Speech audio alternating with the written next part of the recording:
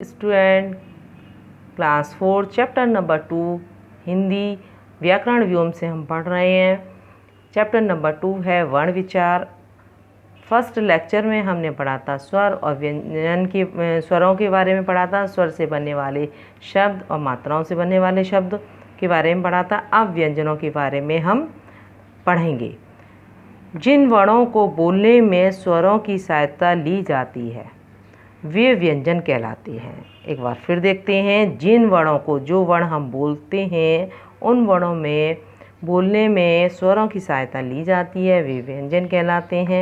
यदि स्वर का साथ ना हो तो व्यंजन को आधा ही माना जाता है। यदि व्यंजन में स्वर का साथ ना हो तो उसे आधा ही माना जाता है। अब आगे हम पढ़ते हैं। हिंदी में व्यंजन इस प्रकार हैं, ये वर्ग दिए हुए हैं, एक तालिका दी हुई है। तालिका में हमारे वर्ग दिए हुए हैं, का वर्ग, चा वर्ग, टा वर्ग, ता वर्ग, पा वर्ग, अंतःस्थ है ऊष्म व्यंजन। तो ये का वर्ग में का खा गा घा णा आ गया आपका। चा वर्ग में चा छा जा झा वहाँ। टा में टा ठा डा डा ढा ड़ा, ढा ढक्कन और डा खाली। ठीक है, अब ता वर्ग में चलते हैं। ता वर्ग में है ता था दा धा ना।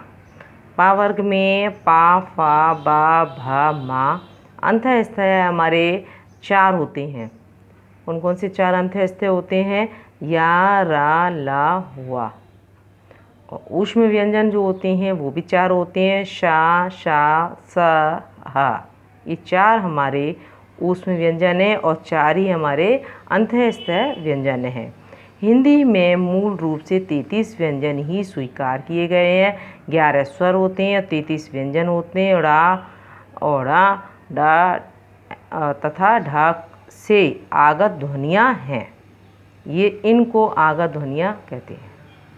संयुक्त व्यंजन है क्षेत्र, ज्ञा, श्रा।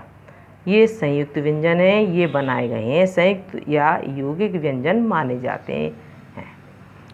6 दिया हुआ है, 6 से क्षत्रिय वाला, तो का हलंत लगा हुआ है प्लस सा, तो क्षत्रिय से 6 से क्षत्रिय कक्षा 6, ये इनसे ये वाले शब्द बनते हैं।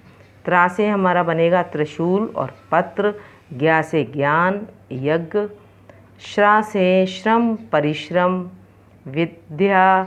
धा ये दिया हुआ है, दा प्लस या मिला के दा, धा विद्या और विद्यालय। और द्र बुद्धि और प्रसिद्ध, बुद्धि और प्रसिद्धि दिया हुआ है। इनमें पहला व्यंजन आधा और दूसरा व्यंजन पूरा होता है। स्वर रहित व्यंजनों के नीचे हलंत लगाया जाता है, जैसे विद्या। हम विद्या को इस तरीके से भी लिख सकते हैं और ऐसे भी लिख सकते हैं, विद्या। चिट्ठी, द्वार, बुद्धि। कुछ संयुक्त व्यंजन दो तरह से लिखे जाते हैं। देखिए, धा, दा और दा के नीचे हलंत और या, ये दा और या मिलाकर धा है, तो विद्या ऐसे भी ये लिखा जाता है, विद्या, विद्यालय। डा नीचे हलंत है, धात, बुद्धि और प्रसिद्ध। अब पढ़ते हैं द्वैत व्यंजन। द्वित व्यंजन क्या है? जब एक ही व्यंजन लगातार 2 बार आता है। जब एक व्यंजन लगातार 2 बार आता है तो उसे द्वित व्यंजन कहते हैं। इसमें पहला व्यंजन आधा और दूसरा व्यंजन पूरा होता है। पहला व्यंजन बेटा आधा होता है, दूसरा व्यंजन पूरा होता है, ये द्वितीय व्यंजन है। आगे पढ़ेंगे कौन कौन से इसमें शब्द दिए हुए हैं। द्वितीय व्यंजन से बनने वाले शब्द, जैसे बच्चा, चा आधा और पूरा चा, बच्चा। छत्ता, सिक्का, कुत्ता।